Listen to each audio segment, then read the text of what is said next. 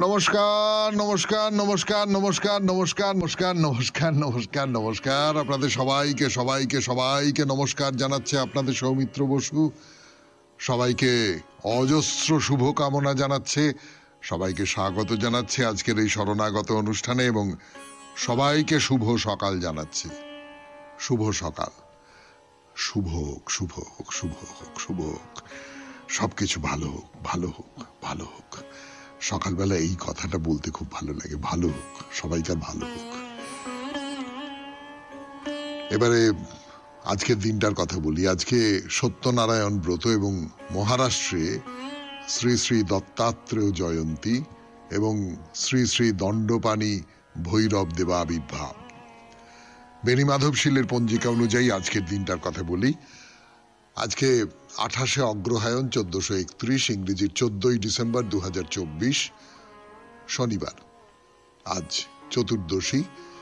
সূর্যোদয়ের সময় সকাল 6:14, সূর্যাস্তের সময় বিকেল 4:50। নক্ষত্র রোহিণী। জন্মে বৃষ রাশি, বৈশ্য বর্ণ, মতান্তরে শূদ্র বর্ণ, নরগণ। শেষ রাত্রি 4:16 গতে, দেবগণ।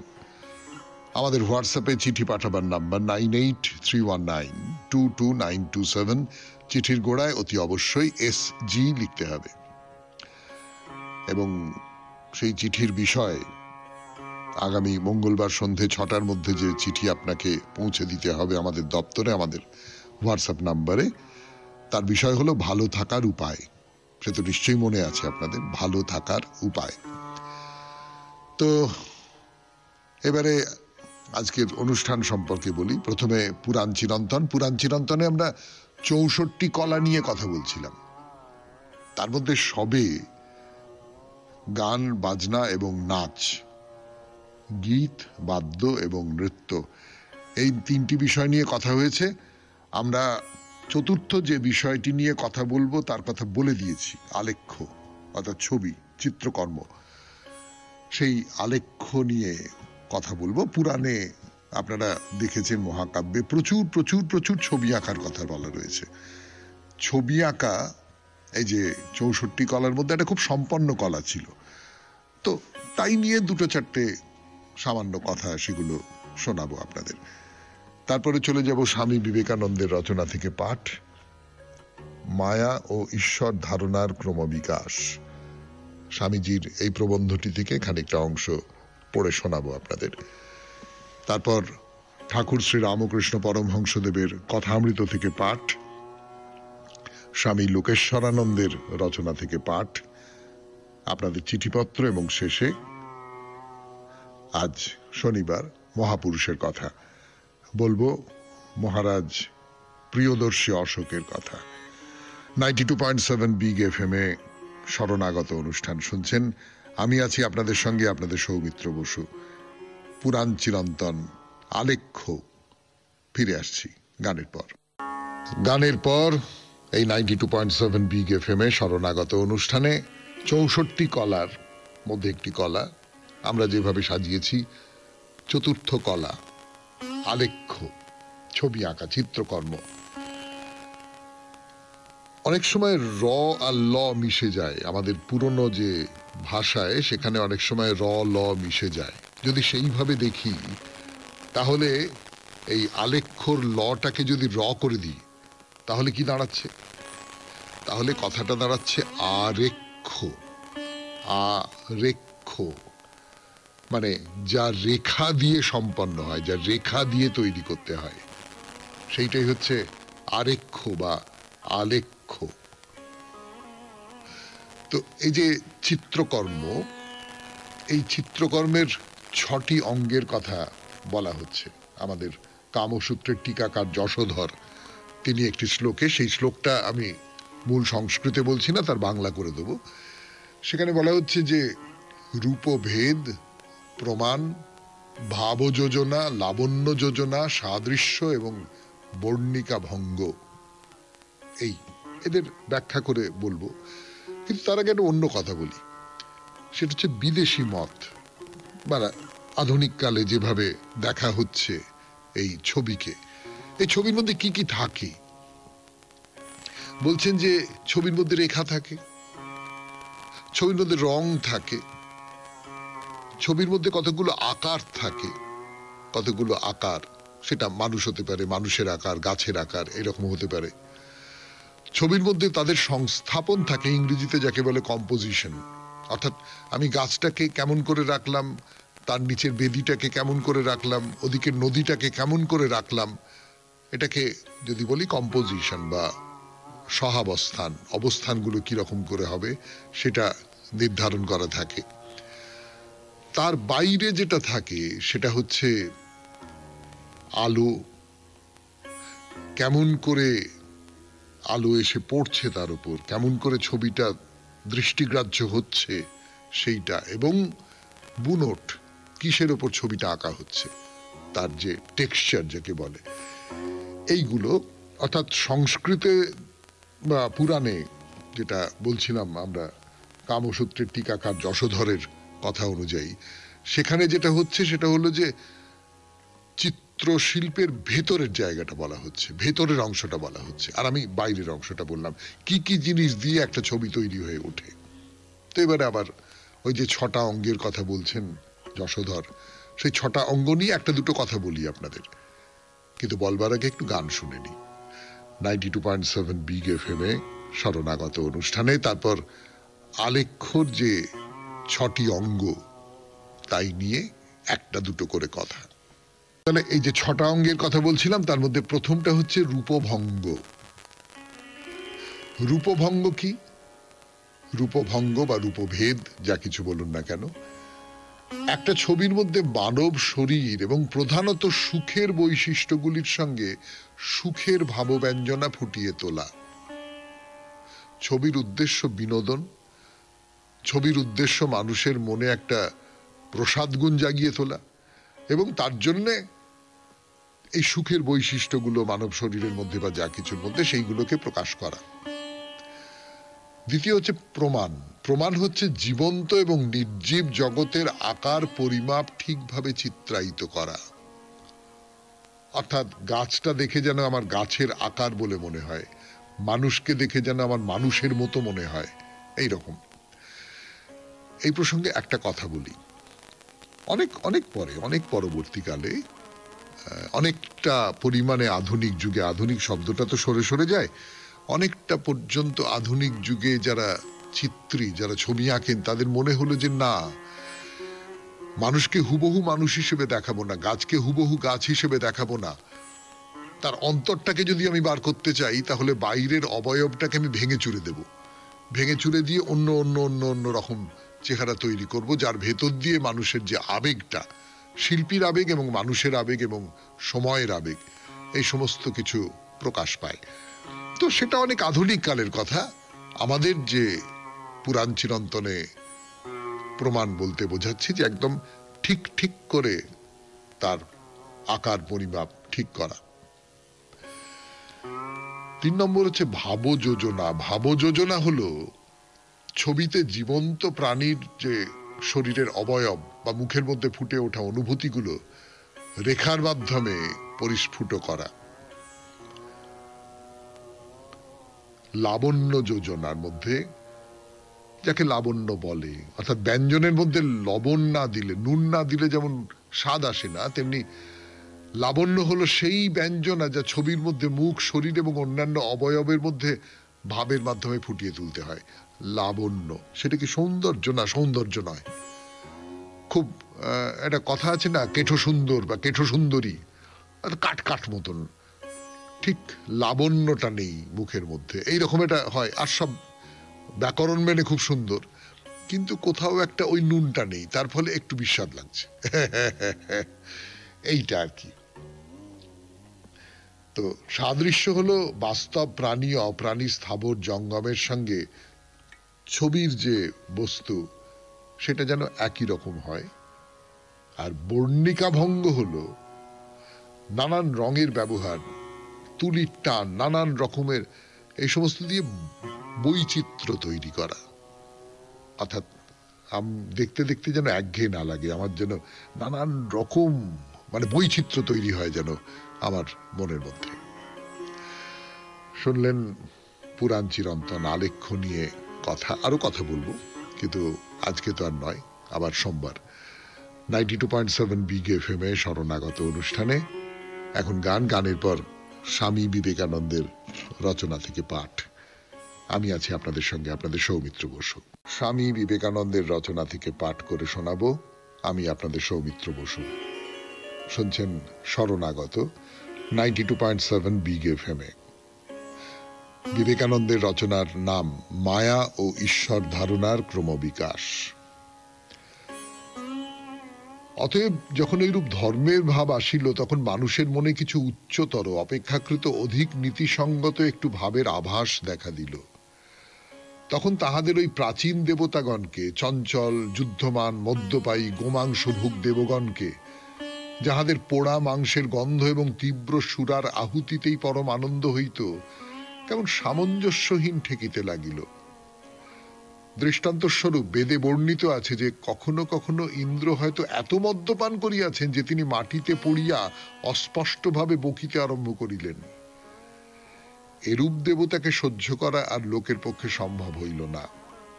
তখন উদ্দেশ্য বিষয়ে প্রশ্ন জিজ্ঞাসিত হইতে আরম্ভ হইল। দেবতাদেরও কার্যের উদ্দেশ্য সম্বন্ধে অনুসন্ধান শুরু হইল। অমুক দেবতার অমুক কার্যের হেতু কি? কোনো হেতুই পাওয়া গেল না, সুতরাং লোকে এই সকল দেবতা পরিত্যাগ করিল, অথবা তাহারা দেবতা সম্বন্ধে আরো উচ্চতর ধারণা করিতে লাগিল। তাহারা দেবতাদের কার্যগুলির মধ্যে যেগুলি ভালো, যেগুলি তাহারা সামঞ্জস্য করিতে পারিল, সেগুলি সব একত্র করিল, আর যেগুলি বুঝিতে পারিল না বা যেগুলি তাহাদের ভালো বলিয়া বোধ হইল না, সেইগুলিকেও পৃথক করিল। এই ভালো ভাবগুলির সমষ্টিকে তাহারা দেবদেব আখ্যা প্রদান করিল। তাহাদের উপাস্য দেবতা তখন কেবলমাত্র শক্তির প্রতীক রহিলেন না, শক্তি হইতেও আরো কিছু অধিক তাহাদের পক্ষে আবশ্যক হইল। তিনি নীতিপরায়ণ দেবতা হইলেন, তিনি মানুষকে ভালোবাসিতে লাগিলেন, তিনি মানুষের হিত করিতে লাগিলেন। তাহারা তাহার নীতিপরায়ণতা ও শক্তি বর্ধিত করিল মাত্র। জগতের মধ্যে তিনি সর্বশ্রেষ্ঠ নীতিপরায়ণ পুরুষ এবং একরূপ সর্বশক্তিমান হইলেন। কিন্তু জোড়াতালি দিয়ে বেশি দিন চলে না। যেমন জগৎ রহস্যের সূক্ষ্মাতি সূক্ষ্ম ব্যাখ্যা হইতে লাগিল, অমনি উহা যেন আরো রহস্যময় হইয়া উঠিল। দেবতা বা ঈশ্বরের গুণ যেভাবে বাড়িতে লাগিল, সন্দেহ তদপেক্ষা বহুগুণ বাড়িতে লাগিল। যখন লোকের জিহ্বা নামক নিষ্ঠুর ঈশ্বরের ধারণা ছিল, তখন সেই ঈশ্বরের সহিত জগতের সামঞ্জস্য বিধান করিতে যে কষ্ট পাইতে হইত, তাহা অপেক্ষা এখন যে ঈশ্বরের ধারণা উপস্থিত হইল, তাহার সহিত জগতের সামঞ্জস্য সাধন করা কঠিনতর হইয়া পড়িল। সর্বশক্তিমান ও প্রেমময় ঈশ্বরের রাজ্যে এরূপ পৈশাচিক ঘটনা কেন ঘটে? কেন সুখ অপেক্ষা দুঃখ এত বেশি? সাধু ভাব যত আছে তাহা অপেক্ষা অসাধু ভাব এত বেশি কেন? আমরা এসব দেখিব না বলিয়া চোখ বুজিয়া থাকিতে পারি, কিন্তু তাহাতে জগৎ যে বিভৎস, এ সত্য এতটুকু পরিবর্তিত হয় না। খুব ভালো বলিলে বলিতে হয়, এই জগৎ ট্যান্টালাসের নরক স্বরূপ, তাহা অপেক্ষা ইহা কোনো অংশে উৎকৃষ্ট নহে। প্রবল প্রবৃত্তি ইন্দ্রিয় চরিতার্থ করিবার প্রবলতর বাসনা রহিয়াছে, কিন্তু পূরণ করিবার উপায় নাই। আমাদের ইচ্ছার বিরুদ্ধে আমাদের হৃদয়ে এক তরঙ্গ উঠে, তাহা আমাদিগকে কোনো কার্যে অগ্রসর করিয়া দেয়, আর আমরা যেই এক পদ অগ্রসর হই অমনি বাধা পাই। আমরা সকলেই ট্যান্টালাসের মতো এই জগতে অভিশপ্ত জীবন যাপন করিতে বাধ্য। অতীন্দ্রিয় আদর্শ সমূহ আমাদের মস্তিষ্কে আসিতেছে, কিন্তু অনেক চেষ্টা চরিত্র করিয়া দেখিতে পাই সেগুলি কখনোই কার্যে পরিণত করিতে পারা যায় না, বরং আমরা পারিপার্শ্বিক অবস্থা চক্রে পিষ্ট হইয়া চূর্ণ বিচূর্ণ হইয়া পরমাণুতে পরিণত হই। শুনলেন স্বামী বিবেকানন্দের রচনা থেকে পাঠ, মায়া ও ঈশ্বর ধারণার ক্রমবিকাশ। এরপর গানের পর কথামৃত। ঈশ্বর আছেন না নেই? 92.7 বিগ এফএম এ শরণাগত অনুষ্ঠানে কথামৃত থেকে পড়া শুরু করছি এই তর্ক দিয়ে। নরেন্দ্র তর্ক করছেন ঈশ্বর নেই, তিনি অত্যন্ত হতাশ, বাড়ির অবস্থা খুব খারাপ, মানে সংসার চলছে না প্রায়। বিদ্যাসাগর মশাইয়ের স্কুলে তার একটা চাকরি হয়েছিল, সেই চাকরি চলে গেছে। নরেন্দ্র বলছেন আমি ছেড়ে দিলাম, ছেড়ে দিয়ে আমি গয়ায় চলে যাচ্ছি, সেখানে একটা জমিদারির ওখানে ম্যানেজারের চাকরি পেয়েছি, সেই চাকরি নিয়ে আমি চলে যাব, সেই কথা বলতে এসেছেন। ভাবলে কিরম শিউরে উঠতে হয় না, যে নরেন্দ্র স্বামী বিবেকানন্দ তিনি গয়ায় একটা জমিদারের ম্যানেজার হয়ে চাকরি নিয়ে চলে যাবেন। তাহলে আমাদের কি হবে, তাহলে বিশ্ব পৃথিবীর কি হবে? এটা ভাবলে কিরম একটা সমস্ত শরীরে একটা আতঙ্কের শিহরণ জেগে যায় না? যাই হোক, সেটা হয়নি, সেটা হওয়ার কথাও ছিল না নিশ্চয়ই। তো যাই হোক, নরেন্দ্র যেটা বলছেন সেটা হচ্ছে যে আমি ভগবান টগবান বলে কিছু নেই, ঈশ্বর বলে কিছু নেই। বলছেন যেমন গাছ দেখছি অমনি করে কেউ ভগবানকে দেখেছে? তো মনি বলছেন যে হ্যাঁ, ঠাকুর দেখেছেন।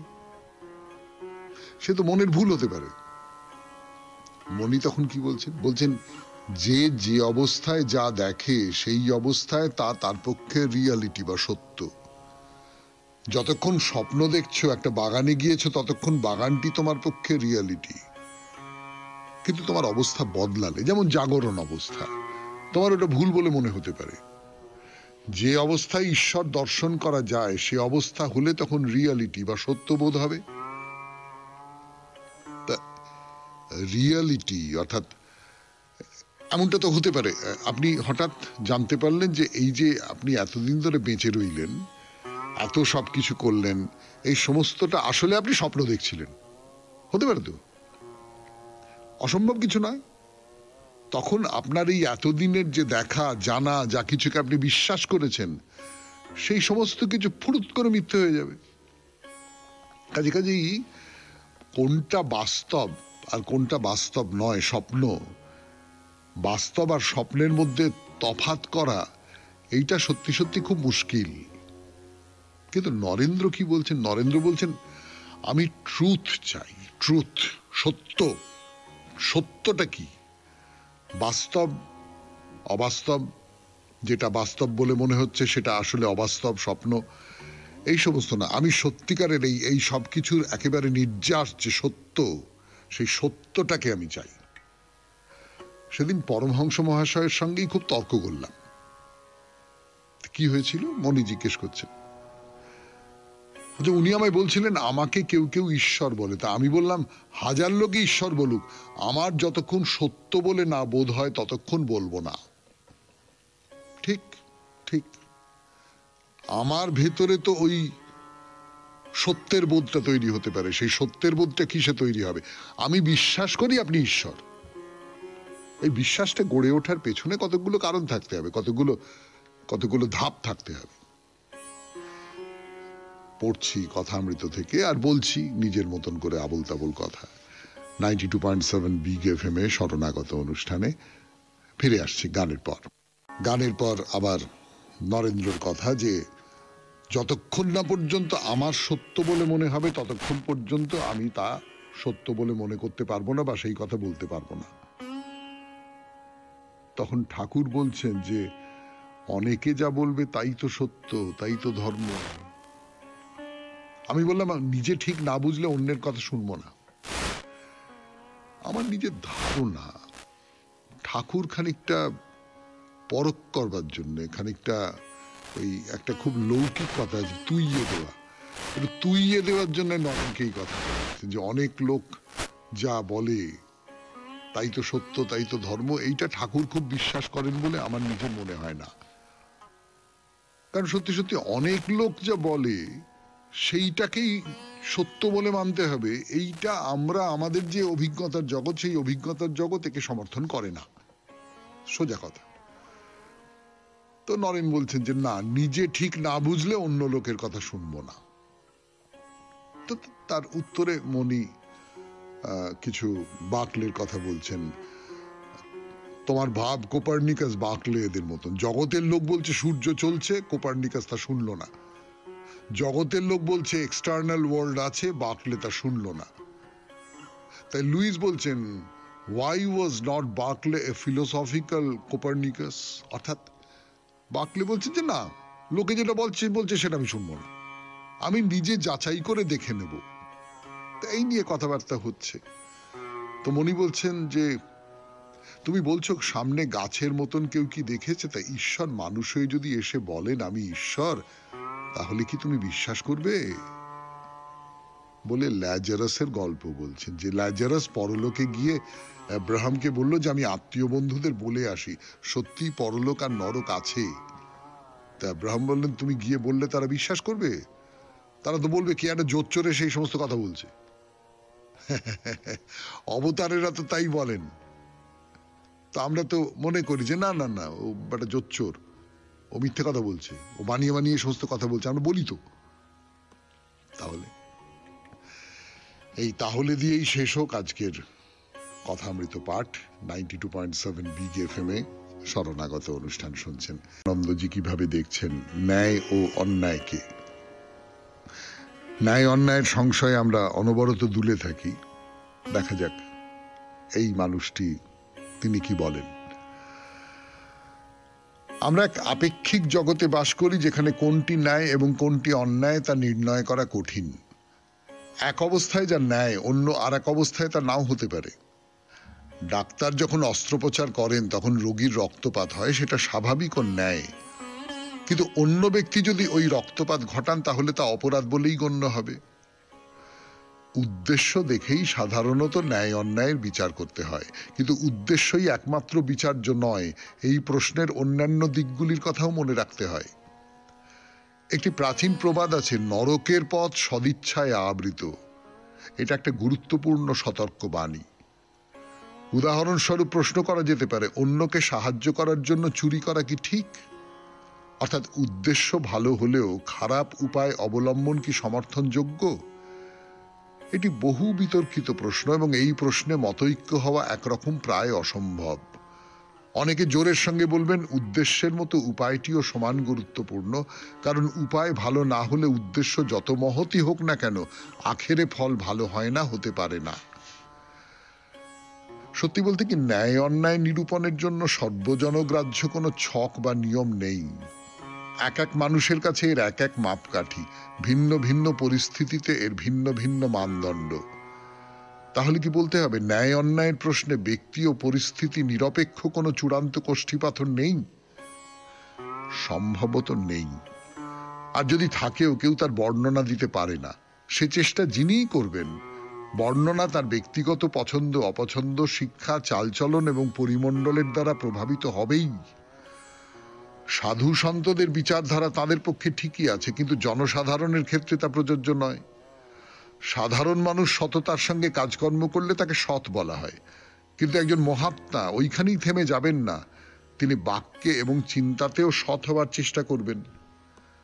তাছাড়াও একটা কথা আছে, পুরস্কারের লোভে অথবা শাস্তির ভয়ে একজন সন্ত সৎ হন না। সততায় বিশ্বাস করেন বলেই তিনি সৎ, সৎ হওয়া তার স্বভাব। অনুরূপভাবে মিত্রই হোক আর শত্রুই হোক, সকলের প্রতিই তার ভালোবাসা ও শুভেচ্ছা থাকে। কেউ আঘাত করলে তিনি প্রত্যাঘাত করতে পারেন, সে সামর্থ্য তার আছে, কিন্তু শত প্ররোচনা সত্ত্বেও তিনি তা করেন না। কেন? তিনি কি আত্মরক্ষাও করবেন না? আত্মরক্ষার্থে প্রত্যাঘাত করা কি অন্যায়? তার উত্তর এই, তিনি নিজেকে রক্ষা করতেও পারেন না করতেও পারেন, সেটা তার ইচ্ছা। কিন্তু একথা ঠিক, তিনি যাই করুন না কেন তা অন্যের কল্যাণের জন্যই করে থাকেন। তিনি যদি আত্মরক্ষা করতে না চান তাহলে বুঝতে হবে তিনি নিজের প্রয়োজনে নিজেকে রক্ষা করতে অনিচ্ছুক। তবে তিনি যদি বোঝেন আত্মরক্ষার দ্বারা কোনো মহৎ উদ্দেশ্য সাধিত হচ্ছে, সেক্ষেত্রে তিনি প্রতিরোধ করলেও করতে পারেন। এমনকি অত্যাচারী দুষ্ট ব্যক্তি যে মানুষকে অকারণে কষ্ট দেয়, তার বিরুদ্ধে তিনি হিংসার পথও অবলম্বন করতে পারেন। এমন ব্যক্তির প্রতি তার যে সহানুভূতি নেই তা নয়, সহানুভূতি যথেষ্ট পরিমাণেই আছে এবং তাকে সৎ পথে আনার জন্য তিনি সব রকম কষ্ট স্বীকার করতেও প্রস্তুত। কিন্তু দুর্বল ও বিপদগ্রস্তদের স্বার্থে প্রয়োজন হলে তিনি এরকম দুষ্টের বিরুদ্ধে সশস্ত্র লড়াই করতেও পিছপা হবেন না। হিংসাকে তিনি মনে প্রাণে ঘৃণা করেন, তাই যতক্ষণ সম্ভব তা এড়িয়ে চলবেন। কিন্তু হিংসার পথ যদি তাকে বেছে নিতেই হয়, তবে তা শুধু এই কারণেই যে অযথা আক্রমণের হাত থেকে বিপন্নদের বাঁচাবার আর কোনো রাস্তা তার সামনে খোলা নেই। তাই প্রত্যেককেই বোধহয় আপন আপন বিচার বুদ্ধি অনুযায়ী সিদ্ধান্ত নিতে হয় কোনটি ন্যায় আর কোনটি অন্যায়। প্রত্যেক সম্প্রদায় এবং জাতিকেও সম্ভবত তাই করতে হয়। এ সম্পর্কে কতগুলি সাধারণ নীতি থাকলেও শেষ পর্যন্ত নিজের বিচারক নিজেকেই হতে হয়। যে ব্যক্তি নৈতিক ও সাংস্কৃতিক দিক থেকে যত উন্নত, আচরণবিধি তার ততই কঠোর, আদর্শ তার ততই সূক্ষ্ম। সভ্যতার কাকে বলে? পূর্ণাঙ্গতার এই অন্বেষণই সভ্যতা। শুনলেন ন্যায় ও অন্যায়, স্বামী লোকেশ্বরানন্দের রচনা থেকে পাঠ। 92.7 বিগ এফএম এ শরণাগত অনুষ্ঠানে এইবারে আপনাদের চিঠি। ফিরে আসছি গানের পর। এবারে চিঠিপত্র 92.7 বিগ এফএম এ শরণাগত অনুষ্ঠানে। খুব খুব গুরুত্বপূর্ণ একটা চিঠি দিব্যেন্দু মুখোটি দমদম নাগের বাজার থেকে লিখেছেন। দুটি খুব গুরুত্বপূর্ণ প্রশ্ন করেছেন এবং আমার পড়ে মনে হলো যে হ্যাঁ, শরণাগত অনুষ্ঠানে খুব ভালো ভালো চিঠি আসে, তাতে কোনো সন্দেহ নেই। অন্য দপ্তরের যারা মানুষজন আছেন তারা আমাকে একটু হিংসেও করেন সেই কারণে যে আমার কাছে এত ভালো ভালো চিঠি আসে বলে। কিন্তু এই চিঠিটা আলাদা রকম করে ভালো বলে আমার নিজের মনে হয়েছে, তার কারণ এতে কতগুলো প্রশ্ন তোলা হয়েছে, খুব জরুরি প্রশ্ন। আমি চিঠিটা পড়ি আগে। দিব্যেন্দু মুখোটি দমদম নাগের বাজার থেকে লিখেছেন, পড়ে শোনাই সেই চিঠি। মাননীয় সৌমিত্রবাবু, আপনি অনেক দিন ধরে কথামৃত পাঠ করছেন এবং কিছু কিছু অংশ নিজের মতো করে সহজভাবে ব্যাখ্যা দিয়ে আমাদের সামনে তুলেও ধরছেন, কিন্তু আমি এ বিষয়ে দুটি প্রশ্ন তুলতে চাই। প্রথমেই জানাই, আমি কথামৃতের অখণ্ড সংকলন পুরোটা একবার পড়েছি এবং আপনার পাঠের সঙ্গে পাল্লা দিয়ে প্রতিদিন সেই অংশগুলো পাঠ করার চেষ্টা করি। ঠাকুরের কথামৃত অনুসারে সন্ন্যাসীরা ভক্ত হলেও স্ত্রীলোকের সঙ্গে বেশি আলাপ করবে না, নির্দিষ্ট দূরত্ব বজায় রাখবে, মেয়ে মানুষ তাদের পক্ষে বিষবৎ, স্ত্রীলোক সত্তা হরণ করে প্রভৃতি বলে গেছেন। দক্ষিণেশ্বরে মহিলারাও ঠাকুরের সঙ্গে দেখা করতে এলে কিছু কথাবার্তার পরে তিনি অন্যান্য মন্দির ও বাগান ঘুরে দেখার পরামর্শ দিতেন, কিন্তু তারা না উঠলে তিনি নিজেই নানা অছিলায় উঠে যেতেন। কিন্তু এই সকল নিষেধাজ্ঞা বা নির্দেশাবলী মহিলারাও পুরুষদের ক্ষেত্রে একইভাবে পালন করবেন, এই মর্মে কথামৃতে সরাসরি কোনো উল্লেখ আছে কি? কিন্তু আপনি আপনার ব্যাখ্যায় সেই কথা বারবারই উল্লেখ করেছেন। মঠ মিশনের কোনো মহারাজার লেখাতেও কিন্তু এই ব্যাখ্যা আমি খুঁজে পাইনি। সাধারণ শ্রোতারা তবে কিভাবে বিষয়টা অনুভব করবেন? নাকি শরণাগত শ্রোতামণ্ডলীর এক বিরাট অংশ যেহেতু মহিলা, তাই বর্তমান সমাজ ব্যবস্থার পরিপ্রেক্ষিতে ভারসাম্য বজায় রাখার জন্য এই ব্যাখ্যাকেই উপযুক্ত বলে মনে করেছেন? দ্বিতীয় বিষয়টি হলো, ঠাকুর বলেছেন টাকা ছুলে হাত বেঁকে যায়, নিঃশ্বাস বন্ধ হয়ে আসে বা কিছু সঞ্চয় করার উপায় নেই। শম্ভু মল্লিকের দেওয়া আফিম নিয়ে ফেরার পথে কি বিভ্রাট হয়েছিল তাও পাঠ করেছেন। কিন্তু বর্তমানে বিভিন্ন মঠ মিশনে গিয়ে দেখি সেখানকার সাধুরা বিভিন্ন ভক্তদের থেকে প্রণামী বাবদ প্রচুর টাকা গ্রহণ করছেন এবং হয়তো সেগুলো নিজেদের মতো করে সঞ্চয়ও করেন।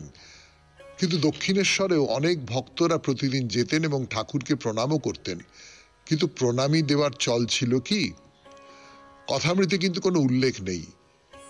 এখনকার সন্ন্যাসীরা প্রণামীর টাকা নিজেরা না নিয়ে ভক্তদের প্রণামী বাক্সেও তো দেওয়ার কথা বলতে পারেন, কারণ সন্ন্যাসীদের সকল দায় দায়িত্ব তো মঠ মিশনই গ্রহণ করেছে। আপনার তো মিশনের বহু সাধুদের সঙ্গে যোগাযোগ আছে, আপনি শ্রোতাদের এ বিষয়ে কিছুটা আলোকপাত করলে আমরা সমৃদ্ধ হব। ধন্যবাদান্তে দিব্যেন্দু মুখোটি দমদম নাগের বাজার। আবার বলছি, খুব ভালো চিঠি, খুব চমৎকার চিঠি।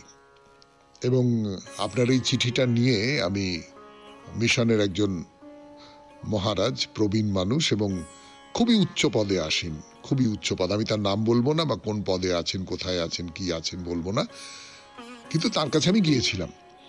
তো তিনি আমাকে যে উত্তর দিয়েছেন সেই উত্তরটা আমি খুব ছোট্ট করে একেবারে সারাৎসার হিসেবে আপনার কাছে পেশ করতে চাই। প্রথম প্রশ্নের উত্তর হলো না। কথামৃতে আপনি যা বলছেন ঠিকই বলছেন, আপনি কথামৃত পড়েছেন, ফলে আপনি যা বলছেন তাকে অস্বীকার করা যাবে না। ঠাকুর এই ব্যাপারে কোনো কথা বলেননি, কিন্তু শ্রীমা বলেছেন। শ্রীমা তার ভক্তদের, মহিলা ভক্ত, তাদের বলেছেন যে পুরুষের সংসর্গ করবে না, এবং যদি ভগবান পুরুষ বেশে আসেন তোমাকে বর দিতে, তাহলেও তুমি তাকে গ্রহণ করবে না। তোমার কাছে আসতে গেলে ভগবানকেও নারী বেশে আসতে হবে। এই কথাটা মা বলেছেন। এটা হলো 1 নম্বর কথা। অর্থাৎ আমাকে সেই মহারাজ বললেন যে আপনি এর উত্তরে ওই আপনি দিব্যেন্দু বাবু যেটা বলেছেন যে আপনি খানিকটা সামঞ্জস্য বিধান করবার জন্য যে মেয়েদের দিক থেকে ইত্যাদি বলেছেন, তো স্বামীজি আমাকে বললেন যে আমার শুনে খুব ভালো লেগেছে, আপনি সেই কথাটাই বলেছেন যেটা মা বলেছেন। এটা হলো 1 নম্বর। 2 নম্বর, অর্থ গ্রহণ করবার বিষয়ে আপনি যে প্রশ্নটা তুলেছেন, সেই প্রশ্নটা শুনে মহারাজ যেটা বললেন সেটা হচ্ছে যে যখন ঠাকুর ছিলেন তখন শিবজ্ঞানে জীবসেবা কথাটা উঠেছে, কিন্তু সত্যি সত্যি মিশনের যারা ছিলেন, মিশনের সাধু যারা, তারা সেবা কর্ম, অনেক মানুষের উপকারের জন্য যে সেবা কর্ম, সেই সেবা কর্মটা করার অবকাশ পাননি। সেই সেবা কর্মটা তখনও পর্যন্ত শুরু হয়নি। এটা হয়েছে পরে, স্বামী বিবেকানন্দের সূত্র ধরে। তো মহারাজ যেটা বলছেন সেটা হচ্ছে যে সেবা কর্মটা আমি কি করে করব যদি টাকা না পাই, আর টাকাটা আমি কোত্থেকে পাবো যদি ভক্তরা না দেয়। এখানেও শ্রীমার কথা। শ্রীমা বলেছিলেন, ঠাকুর অপ্রকট হবার পর বলেছিলেন যে আরে ওর খ্যাট তো রাসমণির তবিল থেকে আসে, কিন্তু তোদের যদি থাকতে হয় তাহলে তো তোদের ভক্তদের কাছ থেকে টাকা পয়সা ছাড়া বাঁচবি কি করে, এবং টাকা পয়সা ছাড়া সেবা কার্যই বা করবি কি করে। ফলে যে মুহূর্তে রামকৃষ্ণ মিশন এই ব্যাপক যে সেবা কার্য হয় সেই ব্যাপারে মন দিলেন, তখন ভক্তদের কাছ থেকে অর্থ গ্রহণ করা ছাড়া তাদের আর কোনো উপায় রইল না। আমি আবার শেষবারের মতো আপনাকে ধন্যবাদ জানাই এমন একটি প্রশ্ন সংকুল চিঠি পাঠাবার জন্য। আপনাকে অনেক ধন্যবাদ। এবং নিশ্চিতভাবে মহারাজ নানাভাবে, অযাচিতভাবে এবং এক্ষেত্রে যাচিতভাবে আমাকে সাহায্য করে থাকেন, তাকেও আমার প্রণাম জানাই। এবারে মহাপুরুষের কথা 92.7 বিগ FM এ শরণাগত অনুষ্ঠানে ফিরে আসছি গানের পর। ফিরে এলাম অশোকের কথা বলবার জন্য। মহাপুরুষের কথা এই পর্যায়ে আমি আপনাদের সৌমিত্র বসু। রাজ্যাভিষেকের 8 বছর পর অশোক কলিঙ্গ রাজ্য জয় করবেন বলে ঠিক করলেন। যুদ্ধ হলো, প্রচুর মানুষ, আমরা সে কথা বলেছি আপনাদের। এর কিছুদিন বাদে অশোকের মধ্যে পরিবর্তন দেখা দিল, সেই ইতিহাসও জানিয়েছি। অশোক বৌদ্ধ ধর্মে দীক্ষা গ্রহণ করলেন। এই বৌদ্ধ ধর্মের যে স্পর্শ তার মনের মধ্যে লাগলো, তার সমস্ত মনটা আস্তে আস্তে আস্তে আস্তে পাল্টে গেল। চণ্ডাশোক থেকে তিনি রূপান্তরিত হলেন ধর্মাশোকে। অশোক ঘোষণা করলেন, না আর যুদ্ধ নয়, আর যুদ্ধ নয়, আর রক্তপাত নয়, আর মারামারি হানাহানি কাটাকাটি নয়। এবারে শুধু ধর্মের জয় হবে, শক্তির জয় নয়, ধর্মের জয়। ভ্রাতৃত্ব দিয়ে, ভালোবাসা দিয়ে, করুণা দিয়ে অন্যকে জয় করতে হবে। এবং এই নির্দেশ দিলেন, নির্দেশ দিয়েই তার কর্তব্য শেষ করলেন এমনটা নয়। এতদিন ধরে তিনি যে রাজসুখ, যে বিলাস ব্যসনের মধ্যে ছিলেন, সে সমস্ত কিছু বাদ দিয়ে দিলেন। বাদ দিয়ে খুব সহজ একটা জীবনযাপন, অনাড়ম্বর একটা জীবনযাপন। আগে তার যে রন্ধনশালা, সেখানে প্রত্যেকদিন বহু পশু পাখি তাদের হত্যা করা হতো, তাদের মাংস খাওয়া হতো। তার জায়গায় কয়েকদিন পরে একটি পশু আর 2টি পাখি হত্যা করা হতো। কিছুদিন বাদে সেটাও বন্ধ হয়ে গেল। অশোক আগে নিয়মিত মৃগয়ায় যেতেন, মৃগয়া বন্ধ হয়ে গেল, কিন্তু যাত্রা বন্ধ হলো না। শুরু হলো ধর্মযাত্রা।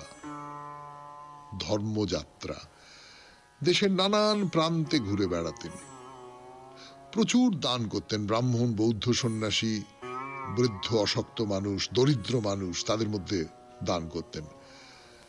আর যেখানেই যেতেন সেখানকার মানুষদের মধ্যে বৌদ্ধ ধর্মের যে বাণী, সেই বাণী প্রচার করতেন। এই দিনের পর দিন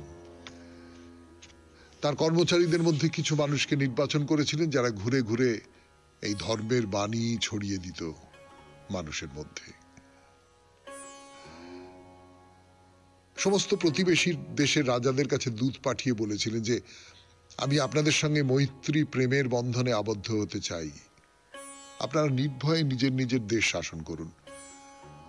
এমনকি অশোক তার যে উত্তরাধিকারী তাদেরও বলেছিলেন যে দেশ জয়ের জন্য যুদ্ধ করো না, অস্ত্র ব্যবহার করো না, প্রেম দিয়ে, করুণা দিয়ে, সহৃদয়তা দিয়ে মানুষকে জয় করতে হবে। এই হলো ধর্ম বিজয়। শুনলেন সম্রাট অশোকের কথা। সেই সঙ্গে শেষ হলো আমাদের আজকের শরণাগত অনুষ্ঠান। 92.7 বিগ FM এ আমাদের চিঠি পাঠাবার নাম্বার 9831922927। চিঠির গোড়ায় অতি অবশ্যই SG লিখতে হবে। আর নিশ্চয়ই মনে আছে ভালো থাকার উপায়।